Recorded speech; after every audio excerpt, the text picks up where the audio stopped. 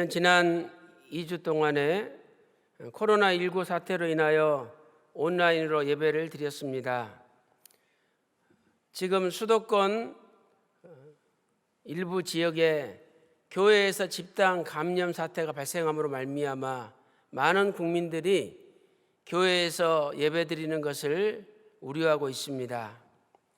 또한 경기도와 서울시에서는 교회 내에서 식사를 금지하고 2m 이상 사방 좌우로 떨어져서 예배를 드려야 하며, 그리고 교회에서 7가지 수칙을 지켜야 된다라는 행정명령을 내렸습니다.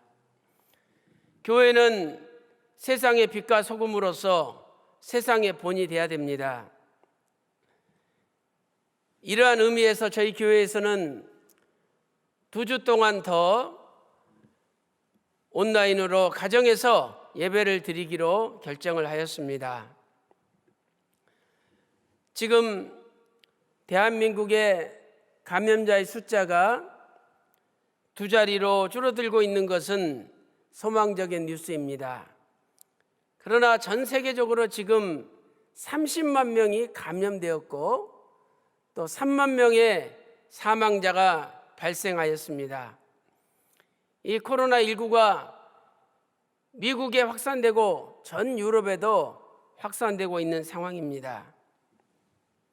우리는 이러한 안타까운 현실 속에서 살아계신 하나님 앞에 진심으로 엎드려 기도해야 됩니다.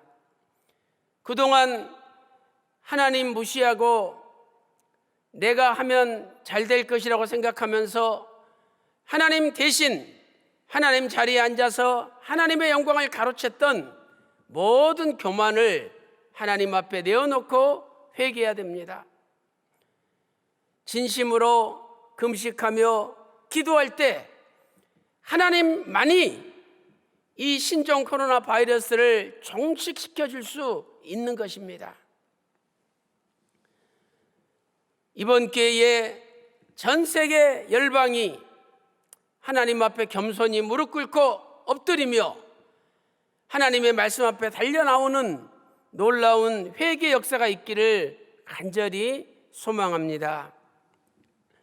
저는 오늘 휘선 박윤식 원로 목사님께서 저술하신 구속사 시리즈 제11권 여호와 삼마 에스겔 성전의 결론 부분에 나오는 말씀을 기초로 하나님 말씀을 증거하도록 하겠습니다. 오늘 본문 에스겔 48장 35절은 에스겔 성경 48장 마지막 장이죠. 또 에스겔 성경의 마지막 성경 구절입니다. 하나님께서 에스겔 선지자에게 보여주신 에스겔 성전의 결론과 같은 말씀입니다. 그 사면의 도합이 18,000척이라 그날 후로는 그 성읍의 이름을 여호와 삼마라 하리라, 이렇게 선포하고 있습니다. 저는 오늘 여호와 삼마의 말씀이 과연 오늘 이 시대 우리에게 어떤 의미가 있는지 같이 은혜를 나누도록 하겠습니다. 첫 번째로 여호와 삼마의 뜻은 무엇입니까?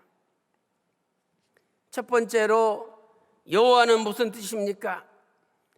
여호와는 스스로 계신 자라는 뜻이죠. 스스로 계신 자라.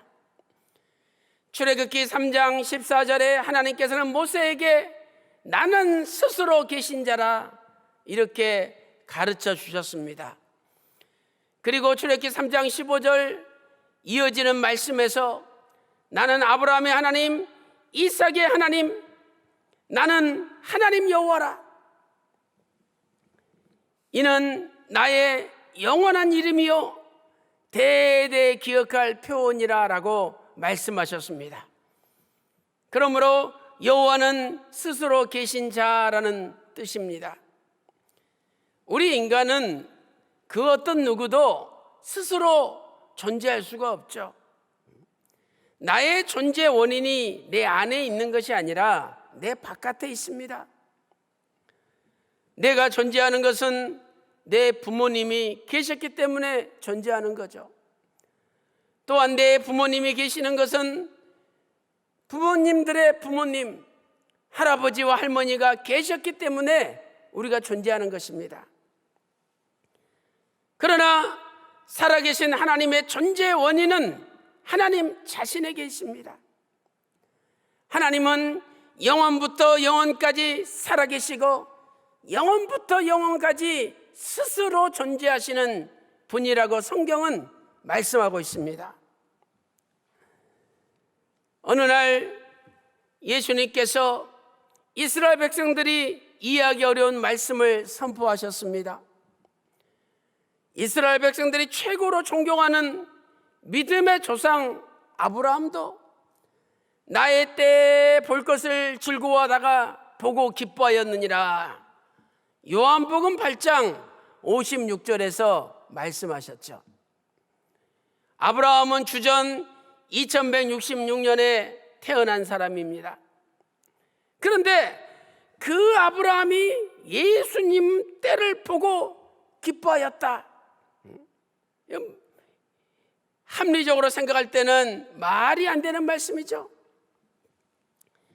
예수님께서 그 당시에 30대이신데 너무너무 고생을 하여 50 가까이 보이셨습니다. 그래서 사람들이 예수님께 이야기합니다.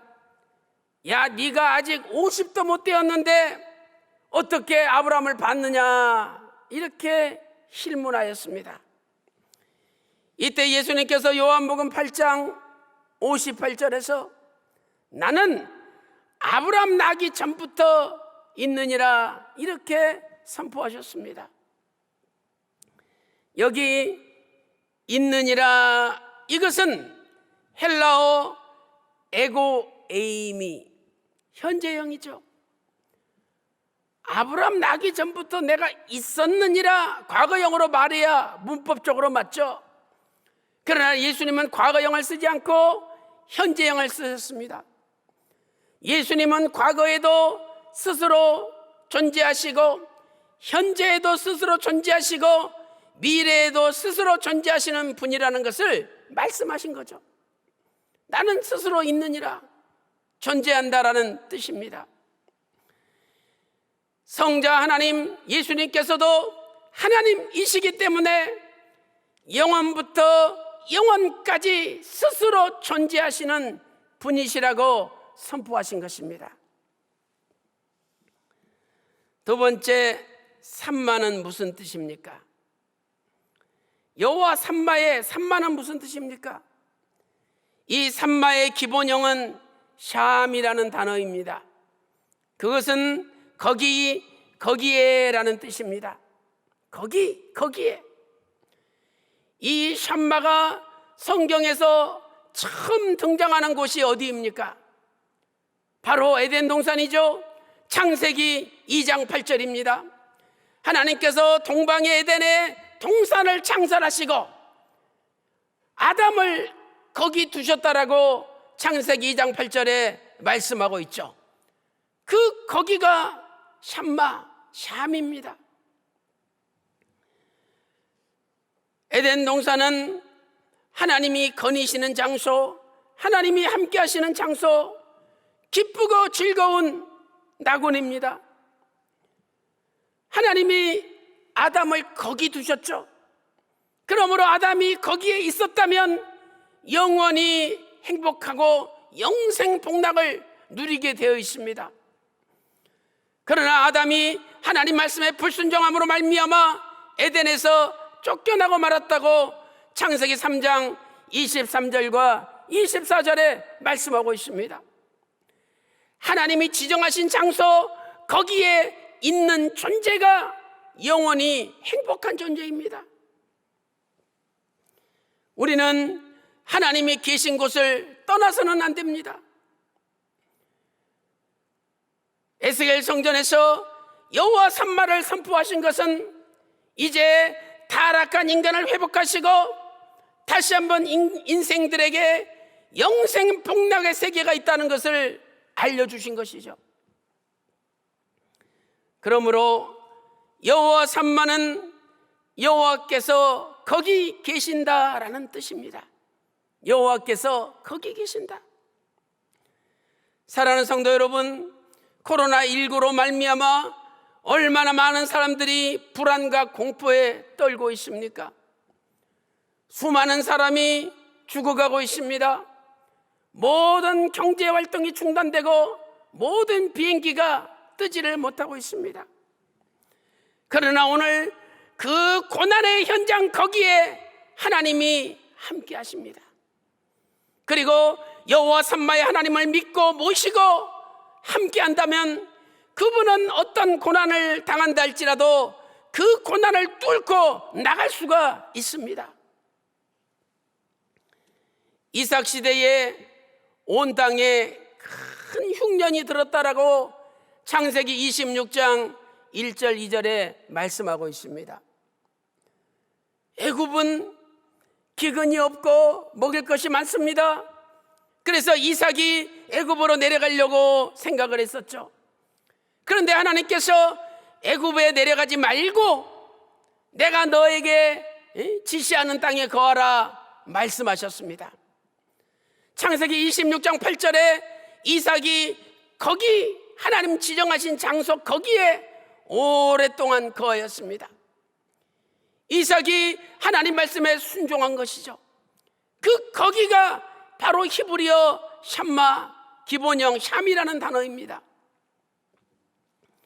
그랬더니 하나님께서 이삭이 농사짓는 장소만 특별히 복을 쏟아부어 주시는데 창세기 26장 12절 말씀 보니까 이삭이 농사할 때 100배로 복을 받아 큰 풍년을 이루었다라고 성경은 말씀하고 있습니다. 아니, 온 땅이 다 흉년인데 어떻게 이삭의 농사짓는 그 장소만 농사가 잘 되겠습니까? 인간적으로는 이해가 안 되죠. 그러나 그것을 이루신 분이 여호와 삼마의 하나님이십니다. 오늘 또 코로나19로 말미암아 전 세계가 다 죽겠다 하지만 오늘 저와 여러분은 여호와 삼마의 하나님을 모시고 고난의 현장에 함께 하시는 하나님을 모시고 그분과 함께함으로 이 고난을 뚫고 반드시 승리하는 놀라운 역사가 있기를 주님의 이름으로 축원합니다. 큰 두 번째로 여호와 삼마의 하나님께서 어떤 고난의 현장에 찾아오셨습니까? 어떤 고난의 현장에 찾아오셨습니까? 첫 번째로 이스라엘 백성은 지금 어디에 있습니까? 에스겔 선지자에게 여호와 삼마를 선포하실 때 이스라엘 백성들은 지금 어디에 있습니까? 그들은 예루살렘에서 자그마치 1600km가 떨어진 바벨론의 포로로 끌려와 있습니다. 에스겔 3장 11절 말씀 보니까 사로잡힌 내 민족이라. 에스겔 3장 15절에는 사로잡힌 백성이라고 말씀하고 있습니다. 지금 이스라엘 백성들이 바벨론의 이방 나라의 포로로 끌려와 있는데 바로 그 고난의 현장에 여호와 하나님이 함께 하셨음을 알려주고 있습니다. 에스겔 1장 3절 말씀 보세요. 에스겔 1장 3절 말씀 보니까 갈대아 땅, 바벨론 땅 그발 강가에 에스겔 선지자가 있었죠. 그런데 에스겔 선지자에게 특별히 말씀이 임하였습니다. 특별히 에스겔 선지자에게 말씀이 임하였어요. 오늘 저와 여러분에게도 특별히 하나님의 말씀이 임하시기를 바랍니다. 하반절 말씀 보니까 여호와의 권능이 내 위에 있으니라. 하나님의 권능이 에스겔 선지자 위에 머물렀습니다. 그런데 히브리 원문에는 나와 있지 않지만, 우리말 성경에는 나와 있지 않지만 히브리 원문을 보세요. 히브리 원문에는 정확하게 나와 있습니다. 거기라는 단어가 히브리어 샴, 거기. 여호와의 권능이 거기 내 위에 있으니라. 바벨론의 포로로 끌려와서 고통 가운데 핍박받고 있는 에스겔 선지자, 바로 그 고난의 현장, 거기에 여호와의 권능이 임한 거예요. 오늘 우리가 코로나19로 말미암아 고통과 고난의 현장에 살고 있지만 바로 거기에 하나님의 권능이 임한다는 말씀입니다. 두 번째로, 이스라엘 백성들은 거기에서 무엇을 하고 있었습니까? 바벨론 포로로 끌려와 거기에서 무엇을 하고 있었습니까? 첫 번째로 중노동에 시달리고 있었습니다. 중노동에 시달렸어요. 그발강은 유브라데 강의 지류죠. 그 그발강 150km가 되는 그발강 데라비비라는 곳에서 에스겔 선지자가 계시를 받았습니다. 에스겔 3장 15절 말씀 보니까 그발강과 데라비비 동시에 등장하고 있습니다. 역사 기록을 보세요. 이 그발강 150km를 바벨론 사람들이 운하를 만들기 위해서 이스라엘 백성들, 포로로 끌려온 이스라엘 백성들을 투입하였습니다. 이스라엘 백성들은 하루 종일 채찍에 맞아가며 중노동에 시달렸던 것이죠. 중노동이 얼마나 힘들었으면 잠깐 쉬는 그 시간에 눈물을 흘리며 예루살렘 시온을 생각하며 통곡했다라고 시편 137편 1절에 말씀하고 있습니다. 시편 137편 1절 말씀 보세요. 우리가 바벨론의 여러 강변 거기 앉아서 시온을 기억하며 울었도다라고 말씀하고 있습니다. 지금 우리 교직원들은 교회의 여러 구석구석을 돌보기 위하여 2주간 동안 열심히 일하고 중노동을 하였습니다. 세상 말로 노가다 하루만 해도 온몸이 아픈데 이스라엘 백성들은 하루 이틀이 아니고 1년 내내, 아니 포로로 끌려온 순간부터 지금까지 중노동에 시달리며 험악한 인생을 살았던 것입니다. 참으로 고달픈 인생살이였습니다. 둘째로, 제대로 의식주도 해결하지 못하였습니다. 바벨론 사람들이 중노동을 시키며 먹을 거라도 마음껏 줬다면 이 일을 할 만했겠죠. 그러나 먹을 것도 제대로 주지 않았습니다. 의식주를 해결 제대로 못했어요. 시편 107편은 이스라엘 백성들이 바벨론의 포로로 끌려가서 고난당했던 일들을 회상하고 있죠. 시편 107편 5절 말씀 보세요. 줄이고 목마름으로 그 영혼이 속에서 피곤하였도다. 줄이고 목마름으로 그 영혼이 속에서 피곤했대요. 시편 107편 18절 말씀 보세요. 저희 혼이 각종 식물을 싫어하여 사망의 문에 가깝도다. 우리말 성경은 이렇게 번역하고 있습니다. 그들의 영혼이 모든 음식을 거부하고 죽음의 문턱까지 이르렀다. 얼마나 힘들고 살기 어려우면 음식이 입에 들어오지도 않습니다. 그래서 이제는 차라리 죽는 게 낫겠다.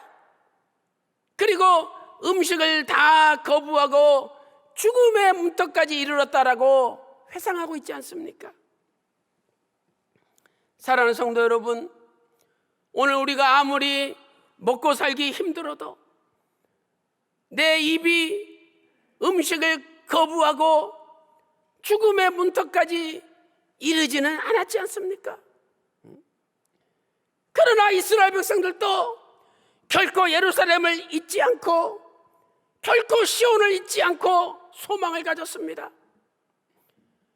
우리가 아무리 코로나19로 힘들다 할지라도 그래도 우리도 소망을 가지고 이스라엘 백성들의 고난의 연약에 함께 하신 여호와 삼마의 하나님을 우리가 믿고 붙잡아야 되는 거죠. 세 번째, 어떻게 하였습니까? 셋째는 하나님께 예배를 드리지 못하고 심한 모욕을 당하였습니다. 하나님께 예배도 드리지 못하고 심한 모욕을 당했습니다.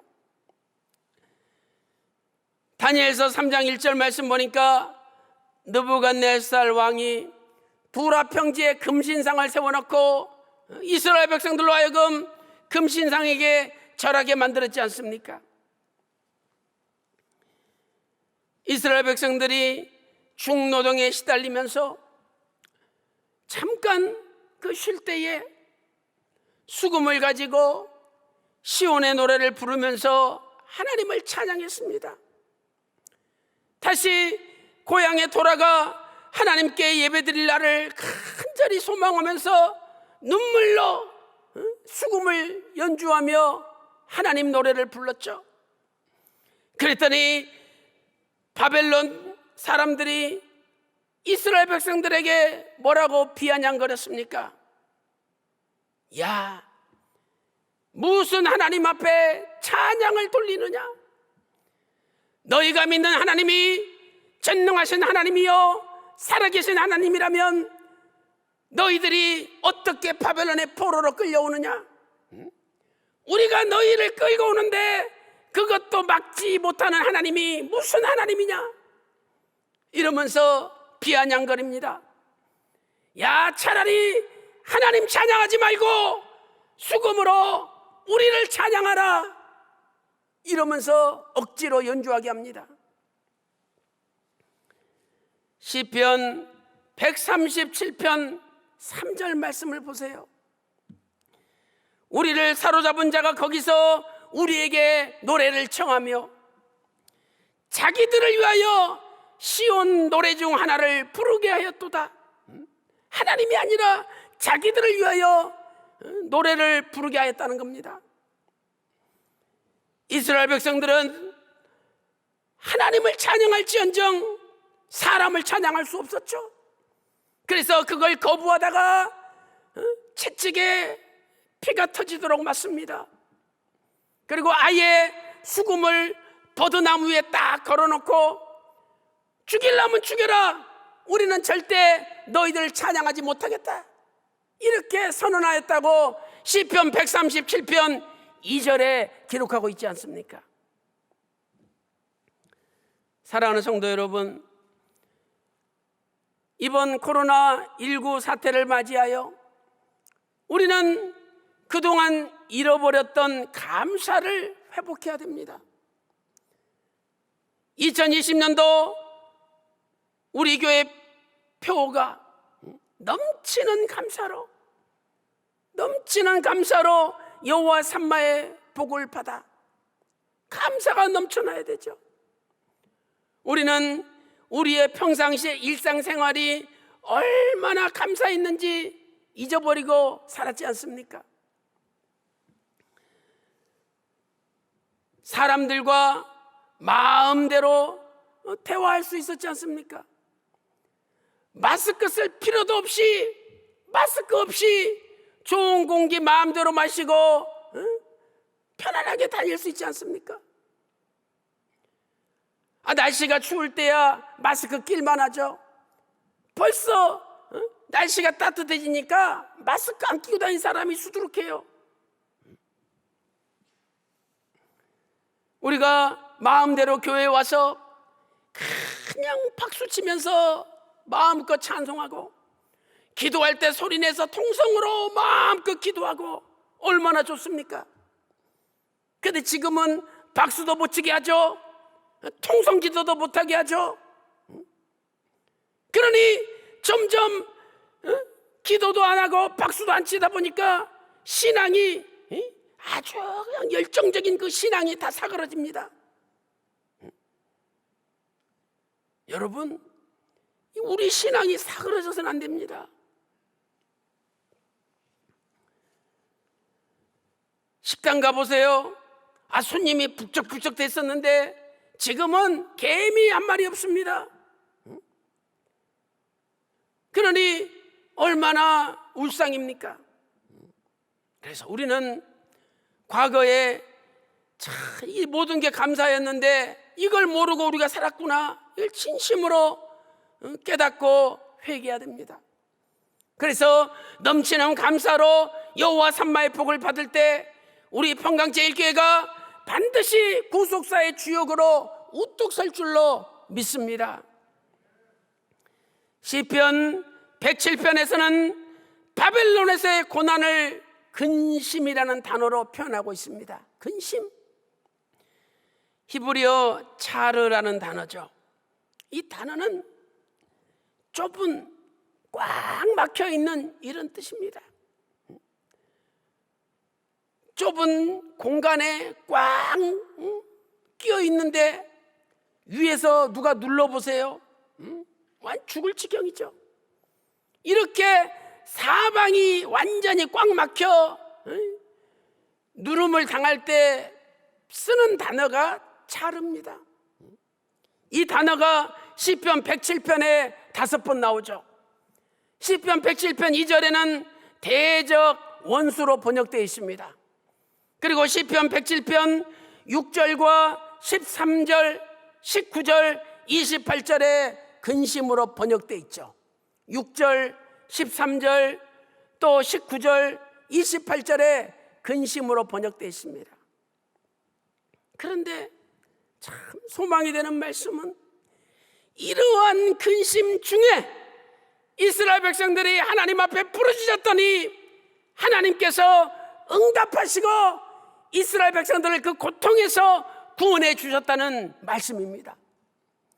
시편 106편 6절과 107편 6절과 13절, 19절, 28절 공통적으로 나타나는 표현을 보세요.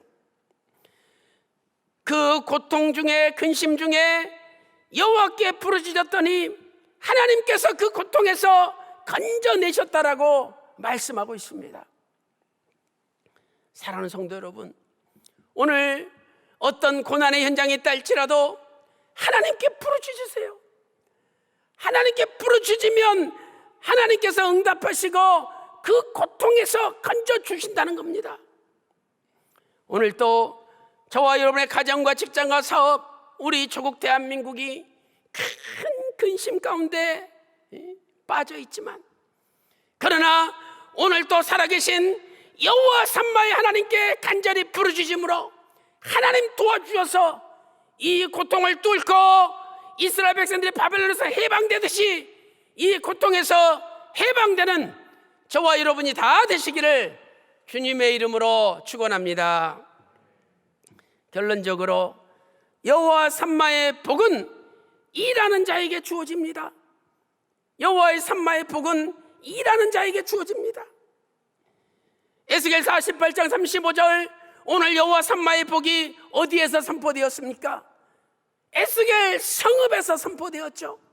성읍은 이스라엘 각 지파에서 뽑힌 자들이 모여서 하나님께 일하는 장소가 에스겔 성읍입니다. 에스겔 48장 19절 말씀 보니까 성읍에서 역사한다, 일한다라고 말씀하고 있지 않습니까? 이 말씀을, 바른 성경을 보니까 이스라엘 모든 지파에서 뽑혀와서 성읍에서 일하는 자들이 그 땅을 경작할지니라, 이렇게 번역하고 있습니다.